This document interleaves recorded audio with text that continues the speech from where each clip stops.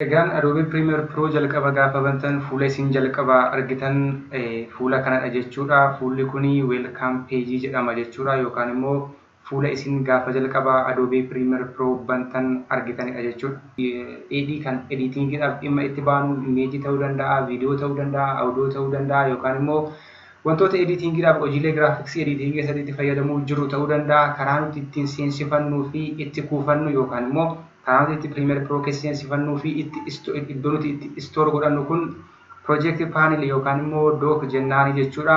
Isaan kun akkamittiin faayilas keessatti seensifannaa, akkamitti dhimma itti baana kan jedhu itti deebina jechuudha. Isheen kun immoo isheen as gidduudha jirtu yookaan immoo selection toolidha. Haga type toolitti kan jiru kun isaan kun I think 11dha.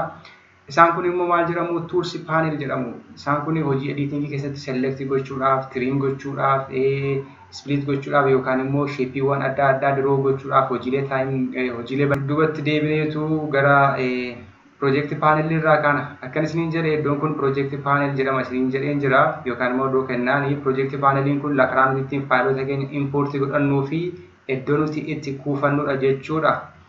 Akkamittiin faayilota import gochuu dandeenya kan jedhu karaalee arfan tokkoon isinitti agarsiisaa isa keessaa garuu isin karaa isiniif salphaa ta'e filattanii dhimma itti bahuu dandeessu jechuudha.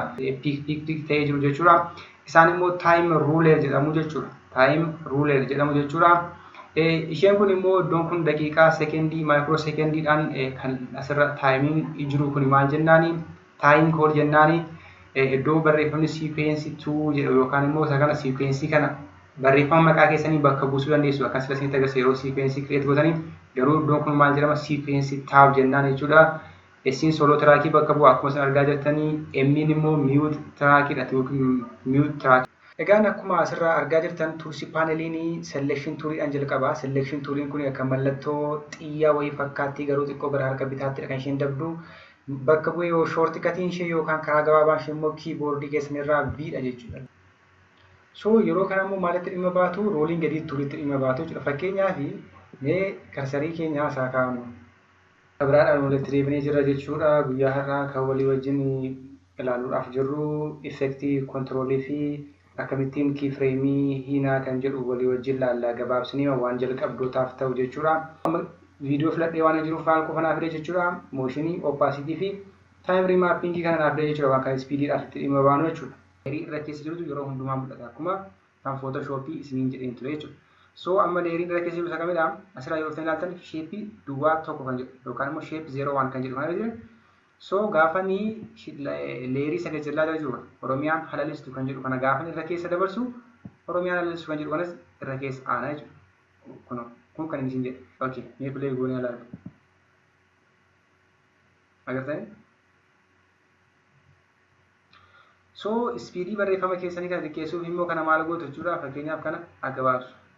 Fakkaataadhaan akka ta'u barbaaddaa kan jedhu yoo bifa tokkoon akka nuti wal faana akka nuti barbaanne yuunifoormii kana filannu. Yoo yuunifoormii yoo garuu adda adda gochuu barbaanne immoo yuunifoormii kana kun kilik goonee balleessinee jechuudha. Wiidzii isaa qofaatti. Amma adda adda bal'anne amma muun xiqqate. Wiidzii isaa qofaatti.